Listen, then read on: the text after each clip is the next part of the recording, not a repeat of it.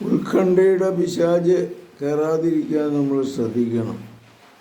നിങ്ങളുടെ ഉത്കണ്ഠകളെല്ലാം അവിടുത്തെ ഏൽപ്പിക്കുമെന്ന് എന്നാണ് പത്രോസ്ലീഹ പറയുന്നത്.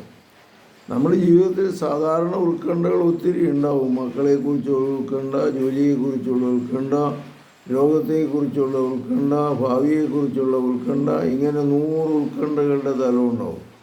നമുക്ക് ചെയ്യാവുന്ന ചെയ്യുക, ബാക്കി ദൈവത്തിന് സമർപ്പിച്ച് മുന്നോട്ട് പോവുക.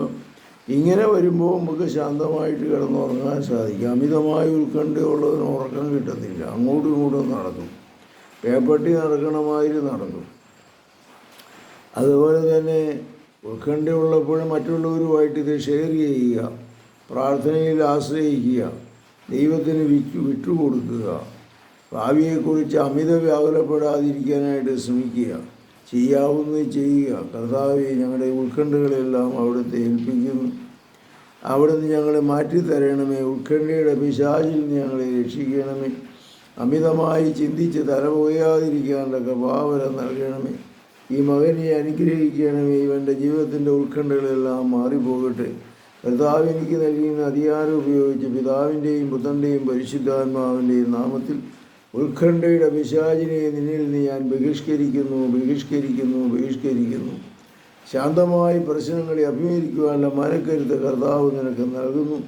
കർത്താവ് നിന്നെ സുഖപ്പെടുത്തുന്നു, ധൈര്യപ്പെടുത്തുന്നു. നിനക്ക് ചെയ്യാവുന്ന ചെയ്ത് ദൈവത്തിൽ ആശ്രയിച്ച് മുന്നോട്ട് പോവുക. ജീവിതത്തിൻ്റെ ആത്യന്തികമായ അന്ത്യം സ്വർഗത്തിലെത്തുക എന്നുള്ളതാണ്. അതിനെക്കുറിച്ച് നീ ഉത്കണ്ഠപ്പെടുക. മറ്റുള്ള ഉത്കണ്ഠകളെല്ലാം താൽക്കാലികമാണ്. ദൈവമേ, മനുഷ്യനെ സഹായിക്കണമേ. പരിശുദ്ധ പരമദിവ്യകാരുണ്യത്തിന് എന്നേരവും ആരാധനയും സ്തുതിയും പുകഴ്ചയും ഉണ്ടായിരിക്കട്ടെ. അമിതമായ ഉത്കണ്ഠയുള്ളവന് കൗൺസിലിങ്ങിലൂടെയും പ്രാർത്ഥനയിലൂടെയും സൈക്കോതെറപ്പിയിലൂടെയും സഹായിക്കുന്നതാണ്. താല്പര്യമുള്ളവർ വിളിക്കുക 9447465414.